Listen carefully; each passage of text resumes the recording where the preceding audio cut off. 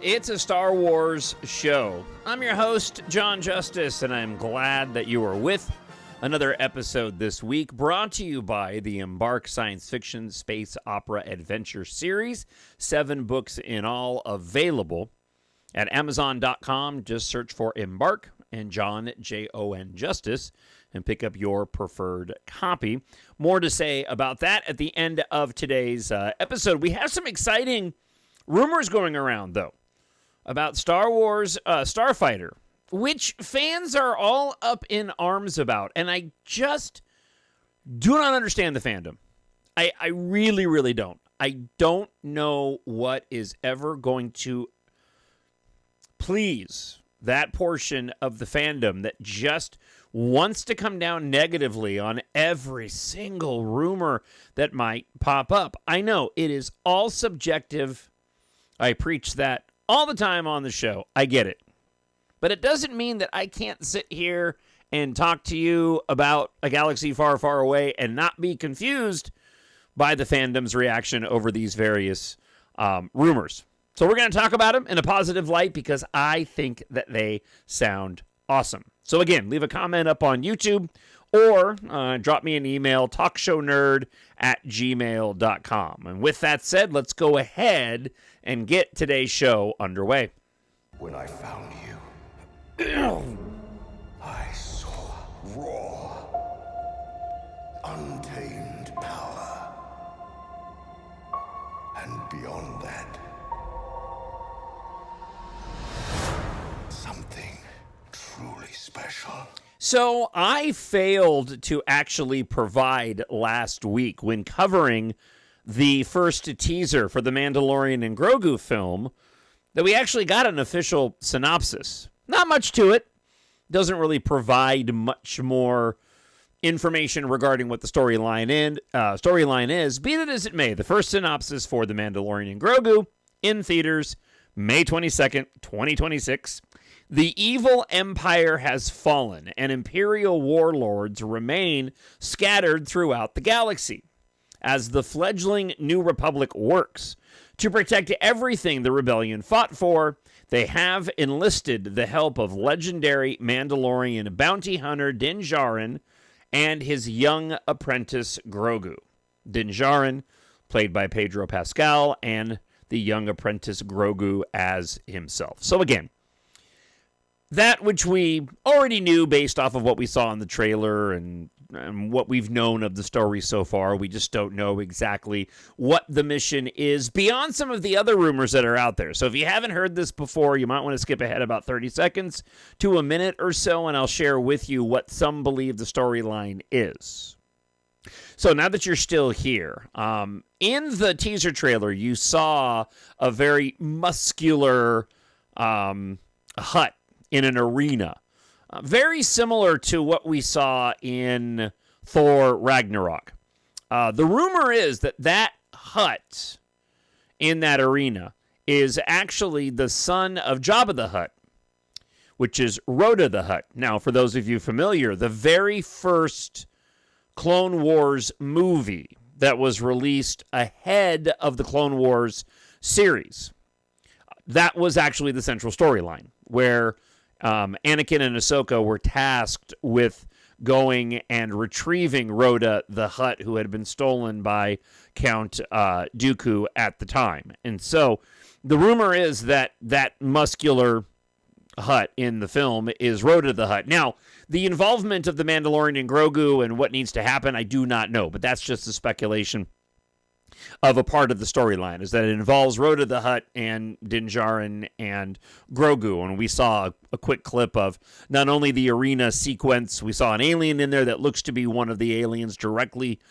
taken from the Djarik table on the Millennium Falcon, and you see Grogu and the Mandalorian in the crowd during that arena scene. So clearly they need to get some information from Rhoda the Hutt, or he's involved in some way, shape, or form. And he's voiced, I don't know if he's mocapped or not because it's a Hutt, but he's voiced by Jeremy Allen White, who plays the lead on the show The Bear on Hulu, for those that are familiar with that. And I may or may not have mentioned this last week, but I was texting back and forth with a friend of mine, Zach from the Knights of Vader podcast, and they had a great episode up this past week talking about the Mandalorian and Grogu.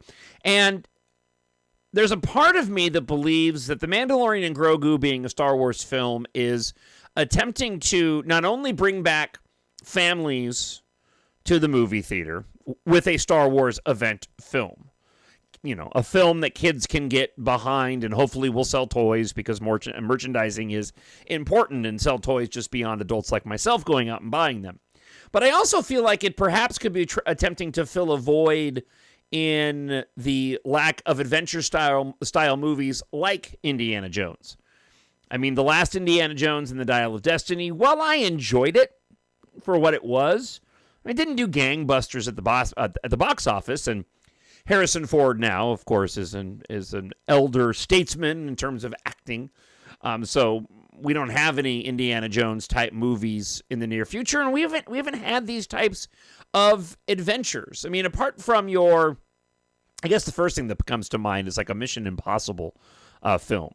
But what I'm hoping in this is that, one, as I talked about last week, that it is just a straight-up fun adventure, but also something that's not too convoluted.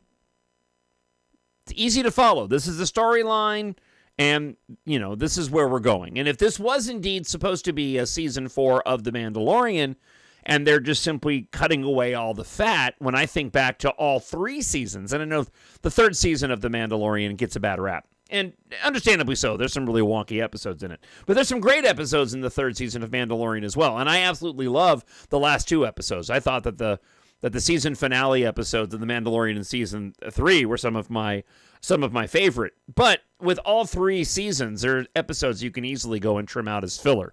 So and the rest of the episodes are fantastic. So if we're getting a whittled down to 2 hours of a Mandalorian adventure that was taken from what was supposed to be an 8 or 9 episode season 4, and we're just getting the goods, then I would anticipate that this film is going to be pretty awesome just on that level.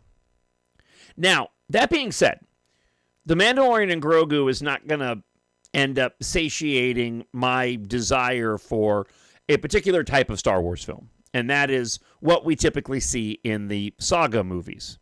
Now, this is where where Star Wars Starfighter comes in. Because there's some rumors at play here that it's, you know, causing a stir within the fan community, and I'll get to that.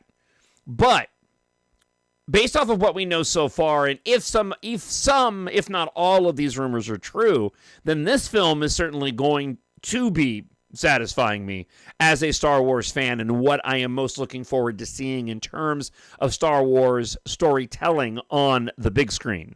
Something inside me has always been there. But now it's awake. And I need help. So I'm working off of a couple of different sources here. Screen Rant being one of them. I think the other one is Comic Book Movie.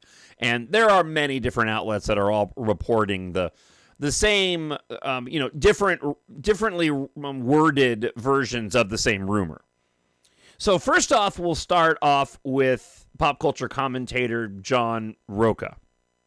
So he has a podcast, and in that podcast, he said that Amy Adams' character, the actress, in Starfighter is a Jedi, while the young Flynn Gray, who plays alongside Ryan Gosling, while Flynn Gray's character is her son, and that he's Force sensitive. Now, Ryan Gosling's character is not Force sensitive, but he is given a mission by Amy Adams to protect her son from the film's villains. Okay, so I'm going to get back to this. So apparently, the kid character that's teamed up with the Ryan Gosling character is Force sensitive and is the son of Amy Adams' character, who was a Jedi or is a Jedi in some form. Okay. Now, let me add this into the mix. Also, it's being rumored that there's a major cameo that's going to appear in the film, and this is where all these things connect. And perhaps this would connect to a potential new trilogy, but the cameo is apparently of Daisy Ridley. And so the rumor is that perhaps Ryan Gosling's character is tasked with protecting Amy Adams' Jedi character, the kid being Force sensitive, and ultimately he is to bring this kid to Daisy Ridley to be trained, which would then lead into your new Jedi Order movie that has been talked about so often and was announced, a couple of years ago now on stage overseas at a Star Wars Celebration in London. So let me add a little bit more into this. I have one more spoiler report kind of going over what I already mentioned, and then I'll break it down even further. So Starfighter is set 5 years after Star Wars The Rise of Skywalker. The marketing, according to the article that I have in front of me, has always hinted at a Force connection. The original animated logo features a flare that's deliberately evocative of the Jedi insignia. We finally learned more when filming began, and Lucasfilm announced Starfighter's full cast. And then we get back into the rumors that I just shared. We know that the young actor Flynn Gray is playing a Force-sensitive teenager hunted by the movie's villain. Amy Adams is his mother, and the latest rumors suggest that she, too, is Force-sensitive. In fact, there are suggestions she's even a Jedi, as I said. Perhaps a survivor of Luke Skywalker's Jedi Order. It's not hard to see a pattern here, the report goes on to say. Many are speculating the movie's plot will mirror that of The Mandalorian Seasons 1 and 2, with Ryan Gosling's hero trying to get Gray to the Jedi. If that's the case, then the precise setting 5 years after the sequel trilogy means they're likely heading straight for Rey. Now, here's where the rumors take a wild turn. At the time of The Last Jedi, okay, Mark Hamill and Luke Skywalker, more specifically, are apparently 54 years old. Now, first off, I have a difficult time believing that because I'm 53. I'll be 54 next year, and I don't look nearly as old as what Luke Skywalker did in The Last Jedi. But for the sake of not going down that road any further, for the sake of argument, there we go. That's what I'm trying to say. We'll just go with it. Apparently, he's 54 years old in The Last Jedi, where he ends up going and sacrificing his life to save Rey. Now, Amy Adams in real life is actually 51, aging much better than Mark Hamill. Because I don't believe, and actually I'll just do this live. Let me take a look here. Because I don't think that was Mark Hamill's age when he made the film. I think he was older. I think that is just Luke Skywalker's age. So let's see here. Mark Hamill age. Just consulting the Google machine. Yeah, I mean, he's 74 years old. So he was in his 60s. No, he was in his 60s well into his 60s when he made The Last Jedi. So in terms of canon, Luke Skywalker was supposed to be 54. He was just a very old looking 54. He'd been through a lot. All right, so let me get back to the rumors here. So the speculation is that there's always been a long time rumor that the expanded universe character, Mara Jade, who was a love interest to Luke Skywalker in the now Legends comics and books, okay, that she could end up making an appearance in new Disney Star Wars content. It's not getting past people that Amy Adams, one, is a redhead. Mara Jade is distinctly a redhead in all the storytelling. And perhaps this Flynn Gray character that Ryan Gosling is tasked with keeping from the villains could indeed end up being Luke Skywalker's son. And this is causing all kinds of stir and controversy online. So again, this would be Mara Jade would have had a relationship with Luke Skywalker. They had a son, and now she's tasked with helping that son. No, I'm still not convinced that, as I've mentioned, Starfighter isn't relating to somebody's name. Could be Ryan Gosling's character's name.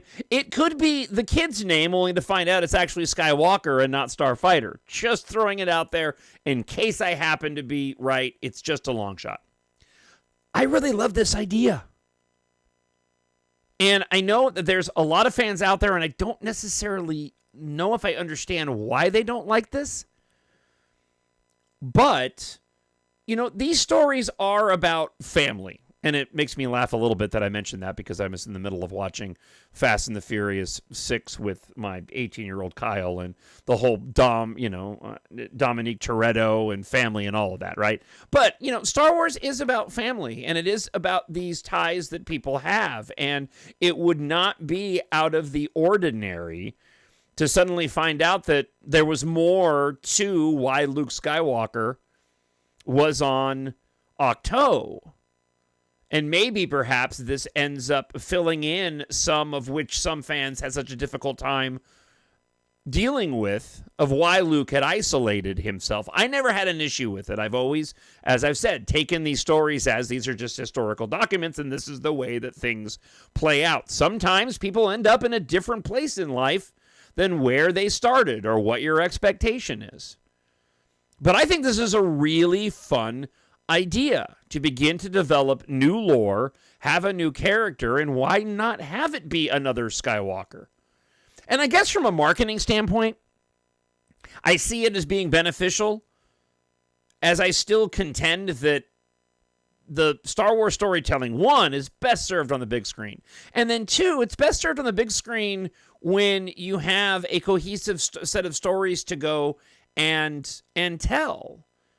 So why not have there be a child to Luke Skywalker and have him carry on telling these stories? If the story does end up mirroring The Mandalorian and Grogu seasons 1 and 2, then it just ends up being very similar to what George Lucas did in his storytelling with the infamous, it's like a poem, it rhymes. It's just carrying on the tradition of Star Wars.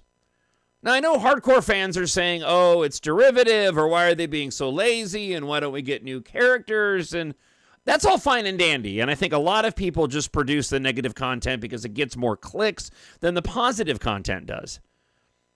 But if we're looking at the future of Star Wars, and Disney and Lucasfilm obviously are looking to make big bucks and reestablish Star Wars as a box office draw, then it seems to make sense to me to go and play into and bring back some of that Legends expanded universe material and also the familiarity of the Skywalker name.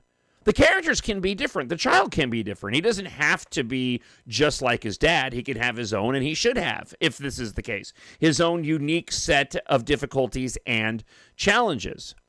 So while others think that this is a bad idea, I think that this would be an absolutely fantastic idea. And I also don't get into this, well, you're creating a smaller universe. No, we're not. If these characters, there's no reason why these characters can't exist within Star Wars. And so if we're just being told about these characters, and in not shrinking the universe, we're seeing these characters off on their own, and the whole point of the film is to get this child to another existing character that is not aware that this person even exists potentially, then it's not shrinking the universe at all. It's connecting the universe. And we just happen to be hearing a story about a character being Mara Jade that was included in material from the past, but has never been a part of canon in terms of the Star Wars storytelling. So what do you think? I always love to hear from you. TalkShowNerd@gmail.com or leave a comment up on YouTube. Does this idea of Amy Adams being... And let me just add to this. She doesn't have to be Mara Jade. They may just go with a different character name and she's supposed to be analogous of Mara Jade. It doesn't have to be Mara Jade. But this idea that Amy Adams is maybe Force sensitive, maybe a Jedi, and, very well might be the mother to Luke Skywalker's son. What do you feel about that particular storyline playing out? Are you down with it? Do you think it's lazy writing? Do you think it's too much? It's going to come off too much like a cash grab to appease a certain part of the fandom? I would absolutely love to hear your thoughts on that. Drop me an email, talkshownerd@gmail.com, or leave that comment up on YouTube as well. So, Next week, we'll talk a little bit more. We'll get to the listener feedback that you send in.